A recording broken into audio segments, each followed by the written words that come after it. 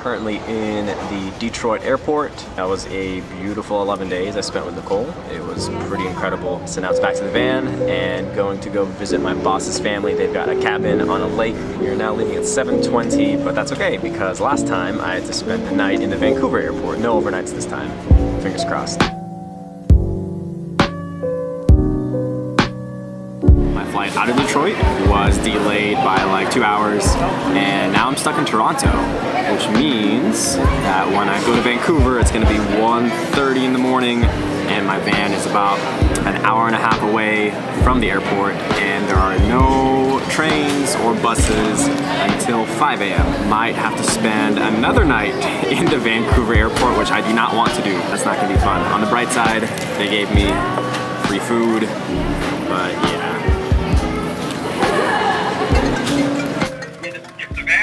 Together about 4.5 hours northeast of Vancouver. Yeah, I actually Joanna's there and my 4 kids are there. So you should surprise them, stop by and visit them. Currently in British Columbia on my way to Shuswap Lake. I landed in Vancouver last night. Something pretty incredible happened. I met this guy, I sat next to him, started talking, and his name was Aiden. He had just recently lost his brother, Javin, 3 months ago. I got to know Javin through Aiden's stories, and what an incredible guy. And this is actually the music track that you heard on this episode is actually one of Javin's. We talked for about 3 hours, and I asked him where he's headed to, and he tells me his mom is picking him up, and she lives in, who would have guessed, Coquitlam, probably like 5 miles away from my van. So I asked if they would mind a hitchhiker just so I could get kind of close to where my van was. They actually brought me in and let me spend the night in their house, and just within a couple moments, you know, they were family and they were feeding me, and they have this wonderful, amazing house. It was like a magical hippie paradise, and they had a tree house. We slept in because we were all exhausted, made breakfast, and they dropped me off at my van. That's the reason why airports are one of my favorite places in the world, is because you just meet the most incredible people. And I have this personal theory, right, that every person you sit next to on an airplane, you're meant to sit next to them. And this isn't the first time that I've met somebody on a plane and I've been invited to sleep in their house and eat their food and just, you know, share in their space. And I just think it's so beautiful how quickly strangers can connect with each other and turn into family.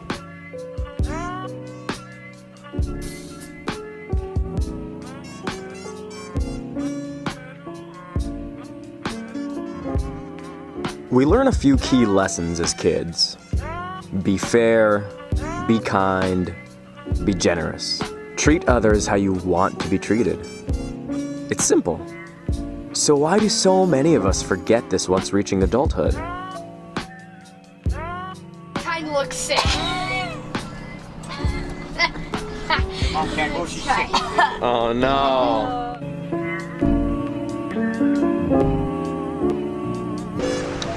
Check out our sweet ride, well, Lou's sweet ride.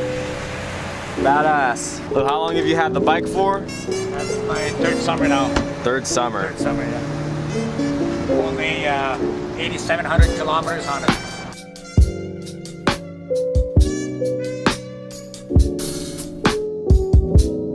Just having a few days here at the lake.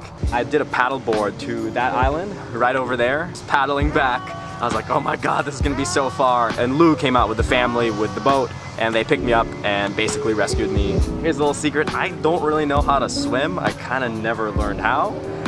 So it should be an interesting time. Go and ask any child what they truly think they need.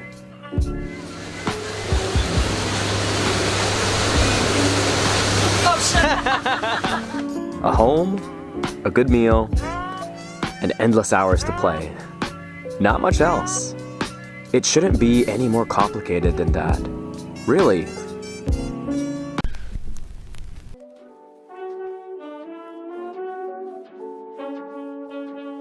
Everything else just steals our joy. Man overboard. Are you guys okay? Are you okay? I'm sitting on it right there, flipped over. Were you scared? Yes! And at the end of it all, the love we spread is our only legacy. And all we take with us are the smiles and the memories. Blair, where are we going, Laurel? We're going to this. You can pay for me. I can pay for you? Yeah. Okay. Carry your purse on the way to the store. Carry your purse. On to the way to the store. Look at my pumpkin. Oh, your pumpkin. That's Mamia's neighbor's garden. It's not too bad out here. Yeah. Yeah, and there's a bunch of stuff inside, like this is a trackable. This is what a geocache is. This is a geocaching app to GPS to find hidden containers around the world. What does it taste like? Cotton candy. Is it yummy? It's like little mini rollers in there. Nice. Back home. Mm-hmm. And we just got ice cream from the ice cream store.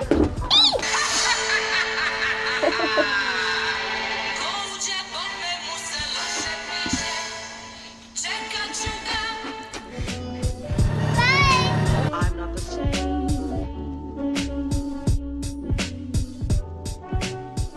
It's crazy windy outside right now. Like, there were branches falling and leaves going everywhere. That tree literally fell right in front of my van. I mean, I backed up now.